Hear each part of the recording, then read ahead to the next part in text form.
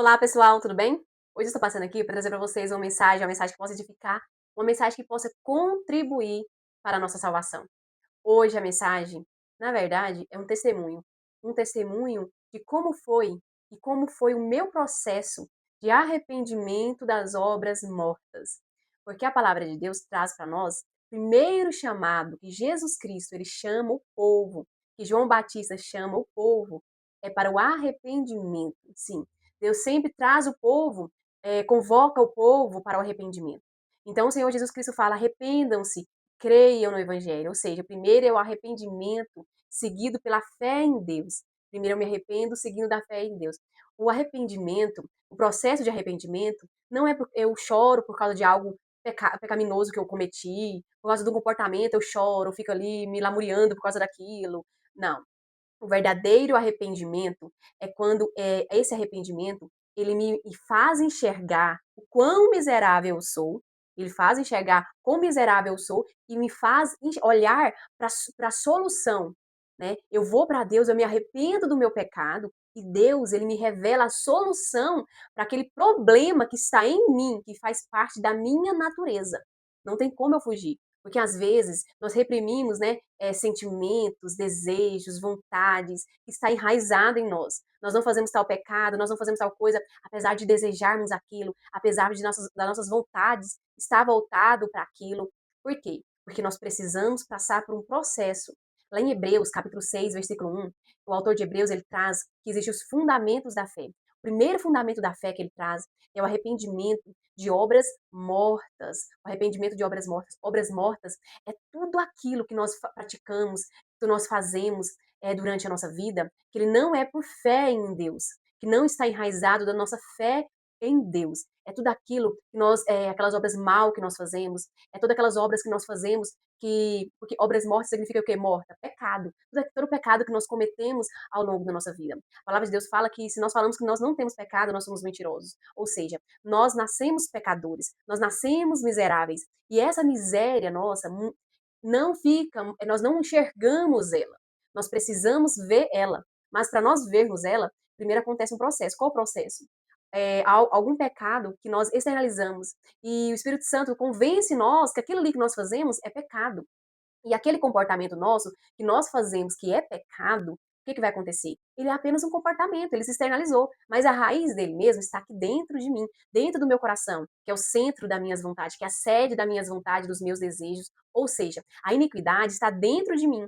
Mas cedo ou mais tarde, ela se externaliza com comportamento de adultério, de cobiça, de fornicação, de idolatria, né? E ela se externaliza de diversas formas. Qual é o primeiro mandamento que Jesus Cristo ele que resume a lei do Senhor, que resume os mandamentos do Senhor. Amarás o teu Deus de todo o teu coração, com toda a tua alma, com todo o entendimento. Ou seja, nós nascemos, e o nosso primeiro nascimento, nós somos incapazes, né, de colocar Deus no centro da nossa vida e amarmos Ele.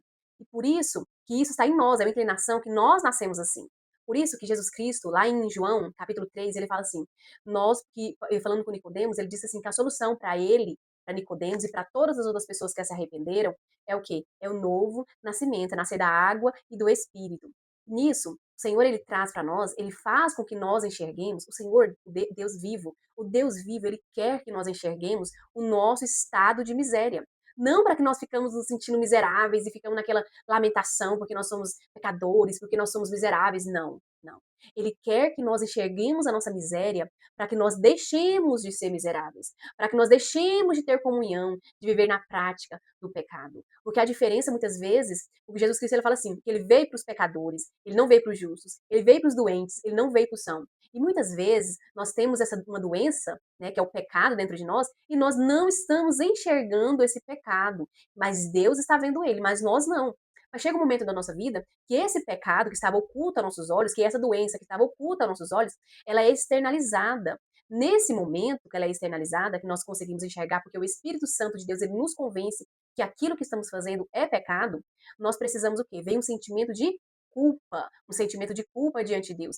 E muitas pessoas, de forma equivocada, por causa da culpa, porque sabe que fez algo errado, pelo sentimento de culpa, gera um remorso, e esse remorso, que é uma tristeza segundo o mundo, gera o quê? Morte. E, na verdade, é uma morte eterna, porque o remorso, ele não leva ao perdão de Deus. O remorso, ele não leva à cura, ele não leva à libertação, ele não leva para Deus. O remorso, eu fico só remoendo aquilo, eu sinto o peso da culpa das minhas obras, o peso da culpa dos meus comportamentos. Mas Deus é tão bom, tão maravilhoso, que quando nós nos arrependemos e vamos para Ele, quando nós nos arrependemos e vamos para Ele, Ele nos dá a solução para a nossa culpa. Ele dá a solução para aquele fardo pesado que nós estamos carregando.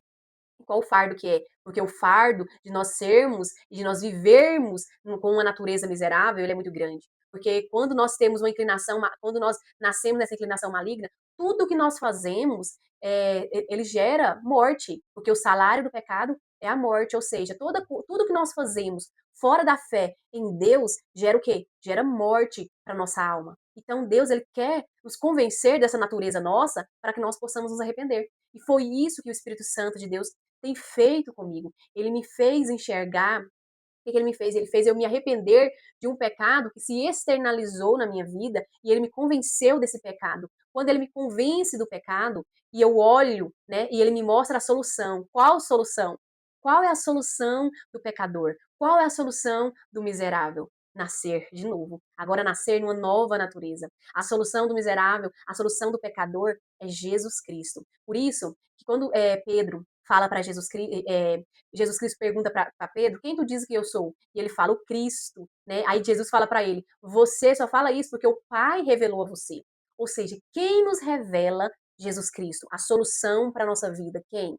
Deus. Deus, ele revela Jesus Cristo, que é a solução para a nossa vida. Mas, primeiramente, vem o arrependimento. Nós nos arrependemos das nossas obras mortas, nós nos arrependemos dos nossos pecados, e ele faz o quê? Ele nos revela a solução. Por isso que é o arrependimento, e ele fala: arrependam-se e creia no Evangelho. Porque primeiro é o arrependimento. E esse processo de arrependimento que nós passamos, que o Senhor me fez passar por ele, não é algo do dia para a noite que eu consigo enxergar que eu sou miserável, que eu sou pecadora. Aqui, isso está enraizado na minha natureza.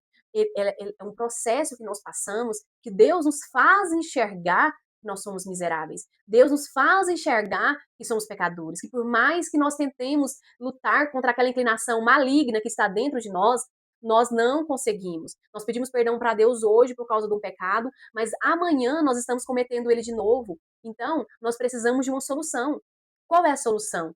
Aí o Senhor ele mostra Jesus Cristo, porque a consequência, né, do arrependimento é o quê? É a restauração. Deus ele vem para nos restaurar. Por isso que lá em Ezequiel ele fala, Deus, a promessa de Deus para o povo é o quê? É purificar nós, é derramar o Espírito dele em nós, é trocar o nosso coração, tirar o nosso coração de pedra, um coração insensível, um coração que não busca Deus, que não anseia por Deus, um coração que não é voltado para as coisas de Deus. É um coração duro. Então, o Senhor, a promessa dele para nós é o quê? Tirar esse coração, e assim, nesse processo de arrependimento, tem algo maravilhoso que o Senhor faz conosco. Ele, nesse processo de arrependimento, nós enxergamos as nossas obras mortas, aquelas obras que nós fazemos, que nós praticamos muitas vezes para nos auto-justificar diante de Deus, aquelas obras que nós fazemos para conseguir mérito diante de Deus, para ser aceito diante de Deus, aquelas obras que nós fazemos, por quê? Porque tudo que nós não fazemos por fé é pecado, tudo que nós não fazemos movidos e guiados pelo Espírito Santo de Deus é pecado, porque muitas vezes a gente faz uma boa ação,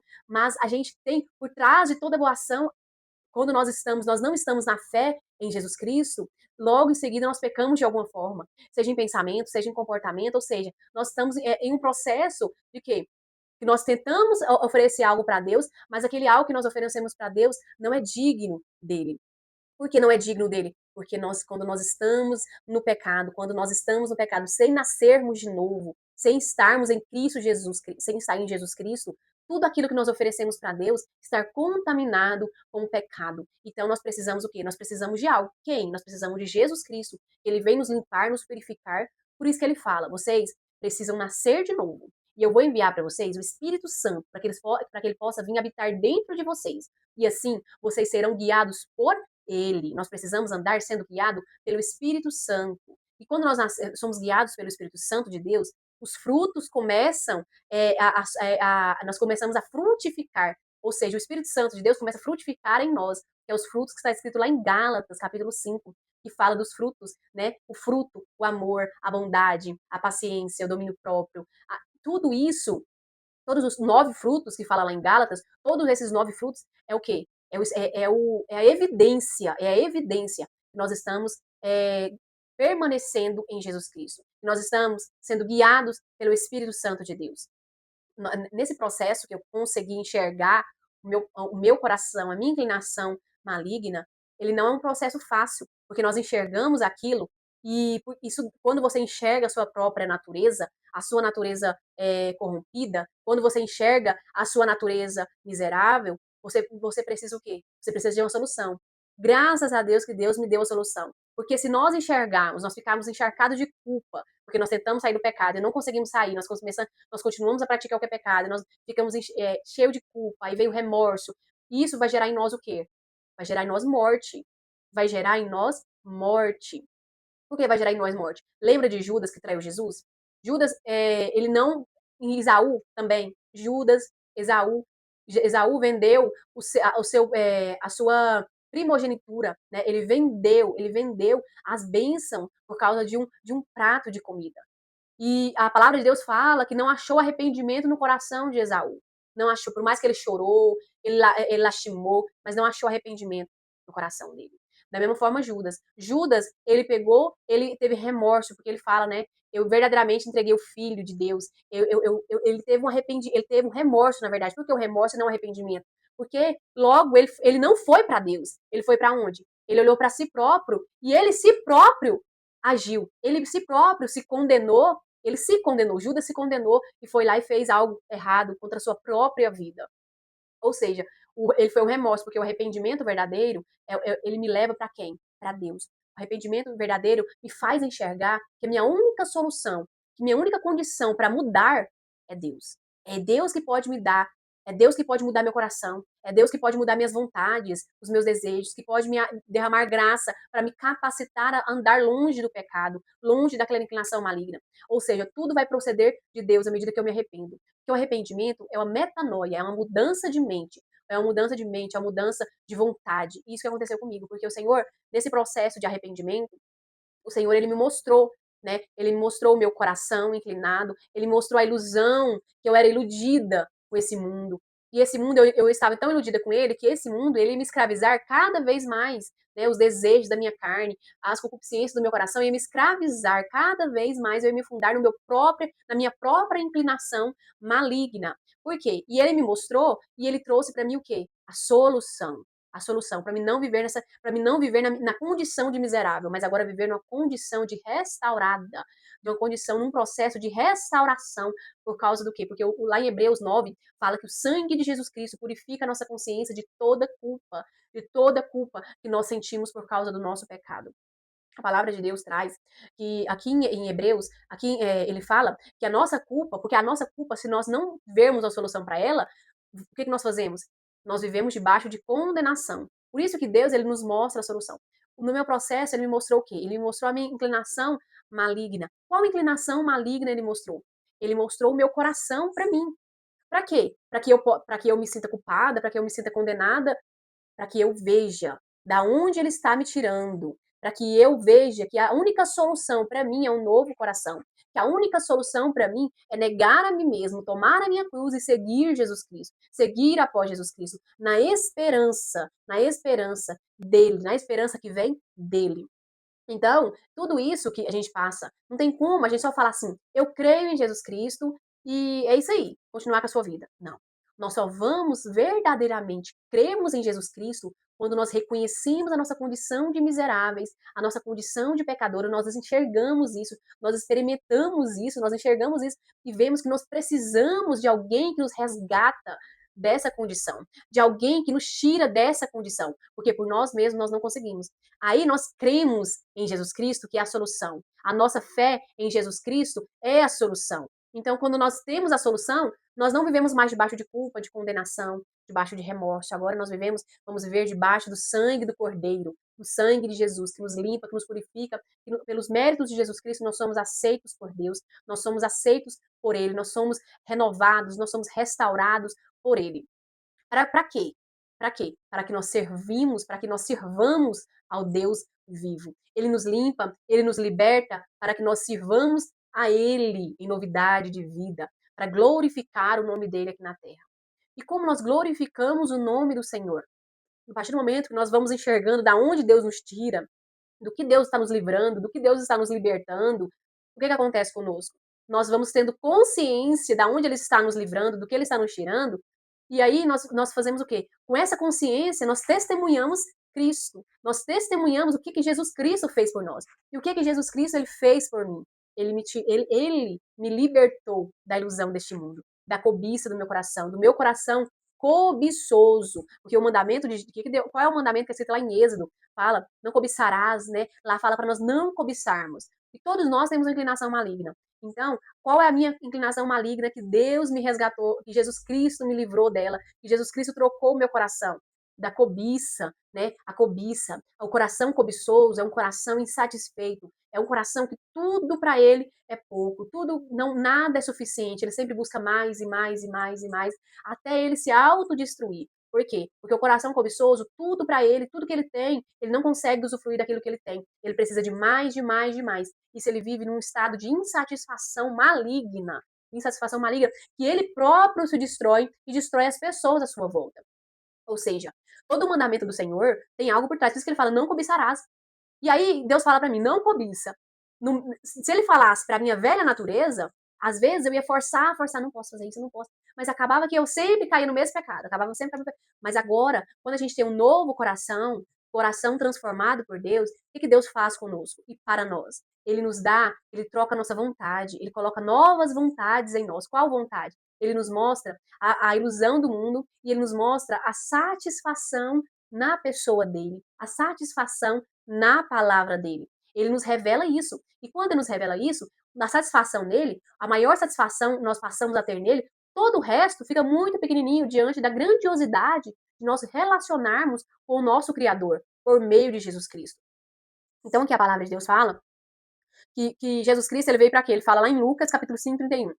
Eu vim para os doentes, eu vim para os pecadores. Todos são. Então, e os outros, porque ele fala só para isso, eu não vim para o justo. Não existe justo. Só aqueles que foram justificados por Jesus Cristo. Então, por que Jesus Cristo ele fala assim? Porque nós precisamos reconhecer a nossa doença. Nós precisamos reconhecer a nossa natureza pecaminosa. Sem esse reconhecimento, nós não faz sentido ter um Salvador e ter um Senhor. Então, quando Jesus Cristo torna o Senhor da nossa vida, Ele é o centro. Nós trabalhamos em volta dele. Nós fazemos o que o Senhor manda. Não mais. Por isso que ele fala: se vocês querem me seguir, negue a si mesmo, tome a sua cruz e siga após mim. Por quê? Porque é Ele. Ele que é a solução. Nós vamos seguir Ele porque Ele é a solução para a nossa natureza inclinada para o mal, para a nossa carnalidade. Lá em Gálatas fala que as obras, as obras da carne, e mesmo assim, depois que nós tornamos cristãos, nós podemos, às vezes, ser um cristão carnal. Então, o autor de Gálatas, ele vem falando das obras da carne, e nós precisamos passar por um processo, quando nós praticamos as obras da carne, nós precisamos, independente do tempo de cristão, independente do tempo de que nós nascemos de novo, nós precisamos nos arrepender do nosso pecado, porque as obras da carne, lá em Gálatas fala as obras da carne, e essas obras da carne, o que ela faz aqui, ó? Lá em Gálatas 5, capítulo 5, versículo 16, portanto, vos afirmo, vivei pelo Espírito, de forma alguma satisfareis a vontade da carne. Ele está falando aqui para quem? Para nós, que nascemos de novo, que cremos em Jesus Cristo.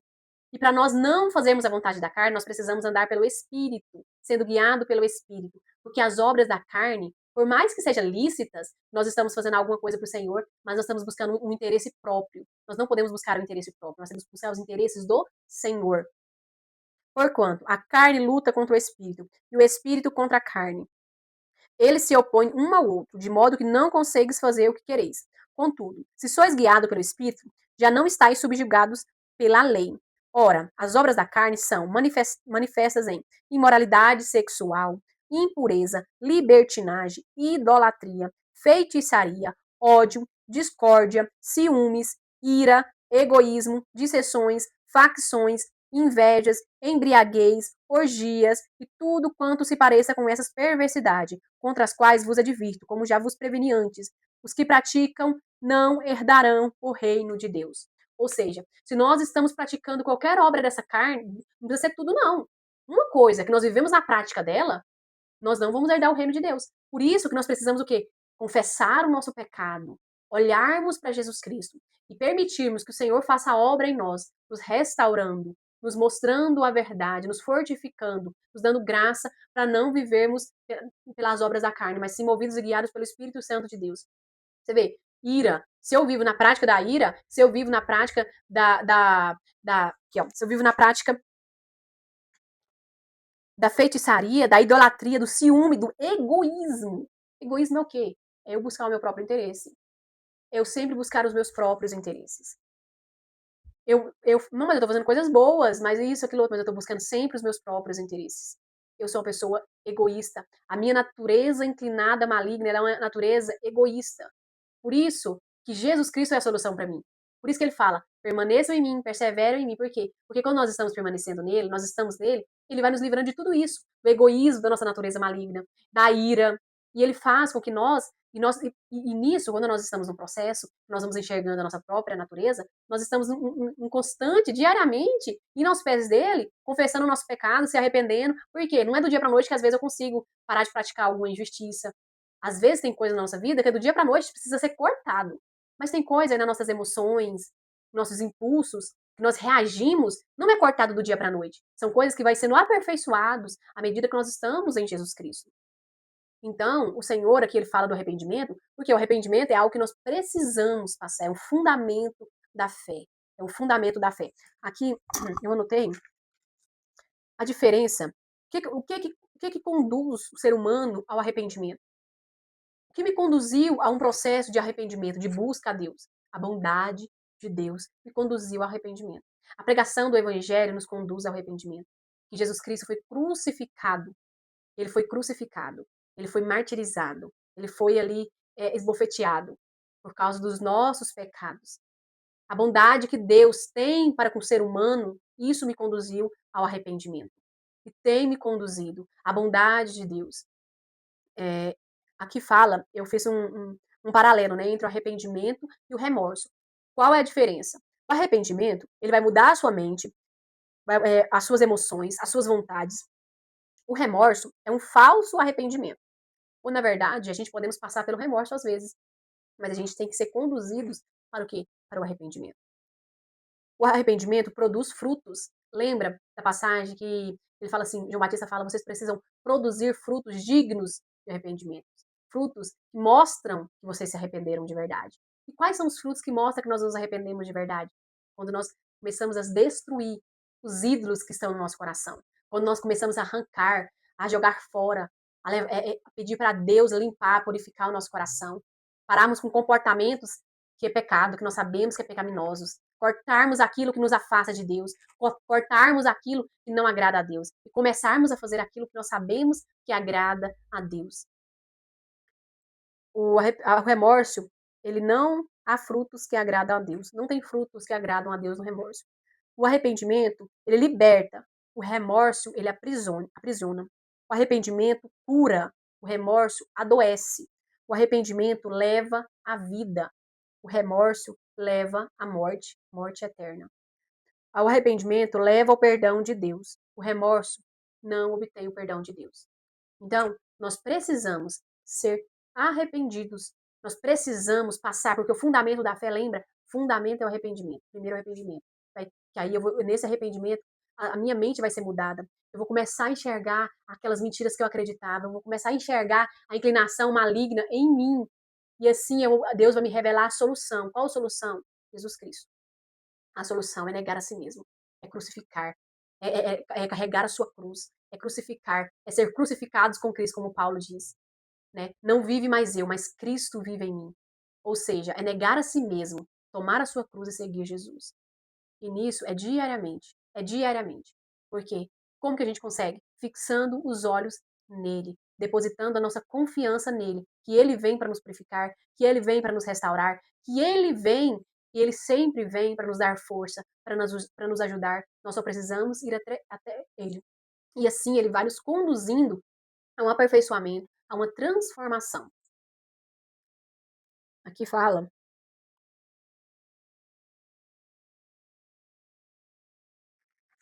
do arrependimento das obras mortas. E como eu disse antes, Porque o salário do pecado é a morte, mas o dom gratuito de Deus é a vida eterna em Cristo Jesus. Romanos capítulo 6, versículo 23. O sangue de Cristo purifica o coração da contaminação do pecado. Hebreus capítulo 9, versículo 14. O homem que vive no pecado não pode adorar a Deus. E aqueles que crerem em Cristo, o sangue de Cristo é aspergido sobre eles para adorar ao Deus vivo. Ou seja, quando nós vivemos na prática do pecado, nós não podemos adorar a Deus, porque Deus não tem comunhão com o pecado. Então, nós não podemos adorar a Deus na prática do pecado. Então, o que nós precisamos? Crer em Jesus Cristo, porque quando nós estamos crendo nele, a nossa confiança está nele, está nas obras, está nos méritos da cruz, porque ele nos justifica, ele nos santifica. O que vai acontecer? Ele vai nos purificar. Não são as nossas obras, não são os nossos méritos que vai fazer com que nós nos tornemos justos diante de Deus. É quando a nossa fé está nele, verdadeiramente. E ele, o quê? O sangue dele é aspergido sobre nós. E nós somos purificados, para que assim nós possamos adorar ao Deus vivo. Para que Deus nos purifica? Para que Deus nos liberta? Tudo é para que nós sirvamos a Ele. Não para que nós vivemos buscando os interesses carnais, buscando ser uma pessoa bem desenvolvida nesse mundo, buscando ser aceitos pelo mundo. Que a palavra de Deus mesmo fala. Se eles odiaram a Jesus Cristo, muito mais odiarão os seguidores dele. Se eles odiaram, se o mundo odiou o mestre, eles vão odiar aqueles que decidem seguir a uma verdade somente. Qual verdade? Que Jesus Cristo é o caminho, a verdade e a vida. E que ninguém vai a Deus se não for por Jesus Cristo. Essa é uma verdade que o mundo não quer acreditar, porque o mundo ele acredita em vários caminhos, em várias verdades. A verdade é relativa para o mundo. Se nós não nos tornarmos, se nós não tornarmos buscando a nossa vida, estarmos satisfeitos em Deus, nós vamos nos corromper com as obras da carne desse mundo. Nós vamos nos corromper com a contaminação desse mundo. E quando nós vemos, nós estamos acreditando em várias verdades. E assim, nós não estamos colocando a nossa fé, a nossa confiança em Jesus Cristo. Porque o pecado, ele não deixa de ser pecado. O pecado, Deus abomina o pecado e Deus não tem comunhão com o pecado. Então nós não podemos adorar a Deus na prática do pecado. Por isso que nós precisamos estar em Jesus Cristo, seguir a Jesus Cristo, negar a nós mesmos, para que Ele possa nos purificar e assim nós sermos aceitos diante de Deus. A purificação não vem pelas nossas boas obras, não vem pelos nossos comportamentos, pelas nossas atitudes, vem pela fé, pela confiança na pessoa de Jesus Cristo. E a fé e a confiança em Jesus Cristo gera obediência. Se eu tenho fé, se eu creio, se eu amo Jesus Cristo, eu obedeço aos seus mandamentos. É isso que ele fala. Aqueles que são meus amigos obedecem os meus mandamentos. Aqueles que me amam obedecem os meus mandamentos. E ele faz o quê? Ele vem habitar dentro de nós. Né? Aqui, quero terminar para vocês, que eu fiz uma perguntinha aqui. Como saber que nós estamos em pecado? Porque o pecado não é uma lista de coisas que eu devo, que eu não devo fazer. Não é uma lista de regras. Né? Seguir Jesus Cristo é você ser movido pelo Espírito dele. É ser movido por Deus, pelo Espírito de Deus. Nós precisamos ser movidos por ele. Então não é uma regra, a mesma coisa na minha vida, na sua vida, não. Não é uma regra. Seguir Jesus Cristo é quando aqui ele fala que o pecado, o que é o pecado? O pecado é errar o alvo. Qual o alvo? Deus. Qual é o alvo do ser humano? Glorificar a Deus. Qual é o alvo do ser humano? Amar a Deus sobre todas as coisas. Qual é o alvo do ser humano? Viver pela fé em Deus. Viver movido pela fé em Deus. Então, o pecado, quando a nossa maior satisfação não está em Deus, não está em Sua palavra, não está na fé nele, na confiança nele, quando a maior satisfação nossa não está nele, nós estamos em pecado. Nós estamos em pecado. Nós estamos praticando, mas eu estou fazendo tudo certo, a minha vida está certa, está corretamente, estou seguindo todas as regras da lei.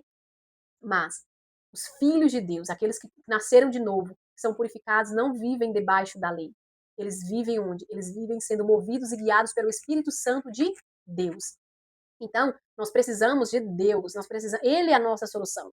Então, aqui ele fala, como saber que se nós estamos em pecado? Quando a nossa maior satisfação não está em Deus. Quando buscamos nossos próprios interesses, fora da vontade de Deus. Fora da vontade de Deus. Ou seja, nós devemos fazer qual vontade? A vontade da nossa natureza caída ou a vontade de Deus? A vontade de Deus.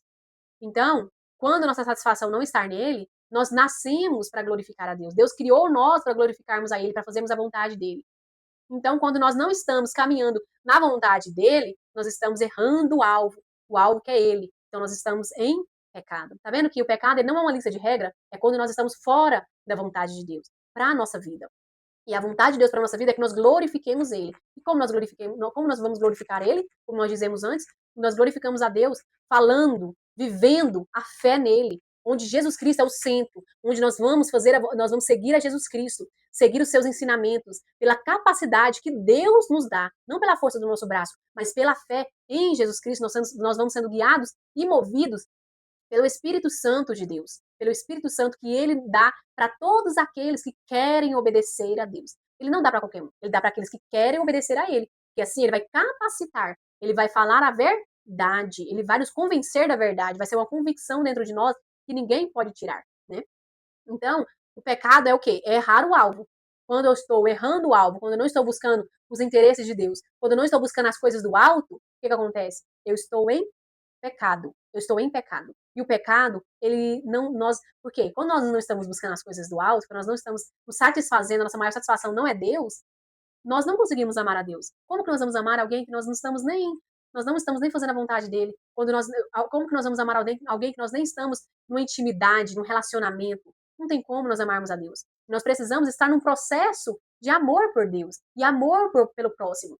Isso é um processo que, à medida que nós vamos nos relacionando, à medida que ele vai se revelando para nós, à medida que nós vamos conhecendo mais ele, nós vamos amando ele. Mas isso é uma graça que ele derrama para aqueles que estão que em intimidade com ele, em obediência à palavra dele. Então, que nós possamos verdadeiramente entender que o processo de arrependimento não é um choro durante uma noite por um pecado que nós cometemos. O verdadeiro arrependimento genuíno é uma decisão, é um chamado.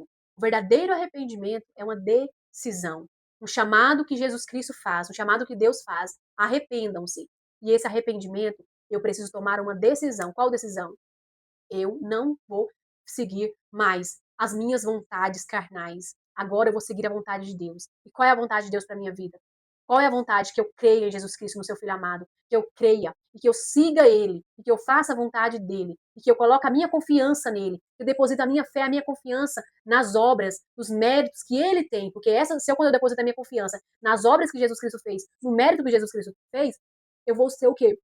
Justificada. Eu vou ser justificada e assim os meus pecados são tirados, eu sou liberta da culpa, eu sou remida, né? Eu sou remida pelo sangue do Cordeiro. E é isso é o quê? Tá vendo que é uma decisão? Então o arrependimento não é só um choro, um remorso. O arrependimento é uma decisão. Qual decisão? É uma decisão que agora eu vou mudar minha rota. Qual é a minha rota agora? A minha rota é Jesus Cristo. É Jesus Cristo. Não é mais seguir uma lista de regras, não é mais obedecer o que o outro fala, não é fazer isso, não. Qual é a minha prioridade agora? Qual é a minha decisão agora? Meu alvo é Jesus Cristo. A minha fé, a minha confiança está nele. Então eu vou buscar saber a vontade dele para minha vida e eu vou andar debaixo da submissão ao senhorio dele. Tá vendo que o arrependimento é uma decisão. É uma decisão que vai nos livrar, que vai nos tirar, né, dessa inclinação maligna, que vai nos porque nossa inclinação maligna ela nos conduz à morte, mas Deus ele quer nos conduzir à vida e vida eterna. Foi esse processo que Deus fez comigo. Meu testemunho é esse. Ele me livrou do meu coração cobiçoso, do meu coração iludido. Porque antes, muito bem antes da minha vida, eu escutava eles falar: ah, esse mundo. Eu escutava alguns irmãos comentarem: esse mundo é um mundo de escravidão, esse mundo é um mundo de ilusão. Posso falar a verdade? Quando eu olhava com meu olho carnal, eu não enxergava o mundo como escravidão, eu não enxergava o mundo como ilusão. Porque na verdade eu estava iludida. Meu coração era cobiçoso. Então eu sempre queria mais e eu não conseguia me satisfazer com o que eu tinha, mesmo que eu não tinha consciência disso. Eu não tinha. A minha consciência antiga é que eu era uma pessoa de boa, eu era uma pessoa boa, não era uma pessoa mal. Eu fazia o que estava bom ali, não fazia mal para ninguém, né? Eu não via esse pecado em mim. Eu não via essa inclinação maligna. Eu não via a minha natureza pecaminosa. Eu não via o meu estado de miserável. E eu não conseguia ver a ilusão do mundo. Eu não conseguia ver a escravidão do mundo. Mas somente por causa de Deus, por causa dele, porque ele me revelou a verdade. Ele mostrou a ilusão a qual eu estava olhando, a ilusão que iludia meu coração, que iludia meus olhos e fazia meu coração cobiçar. E isso ia gerar morte para mim, porque eu auto me destruiria com isso. Eu auto me destruiria por causa da ilusão dos meus olhos e da cobiça do meu coração. Mas Deus, ele me resgatou dessa natureza. Ele me libertou dessa natureza. Ele me tirou dessa natureza. Ele me mostrou a verdade. Qual verdade? Que a verdade, que realmente hoje eu consigo enxergar a ilusão do mundo. Eu consigo enxergar a escravidão de fazer as suas próprias vontades corrompidas. Por quê? Porque nós temos um Criador. E esse Criador, ele que nos criou, ele sabe o que nós precisamos e o que nós não precisamos.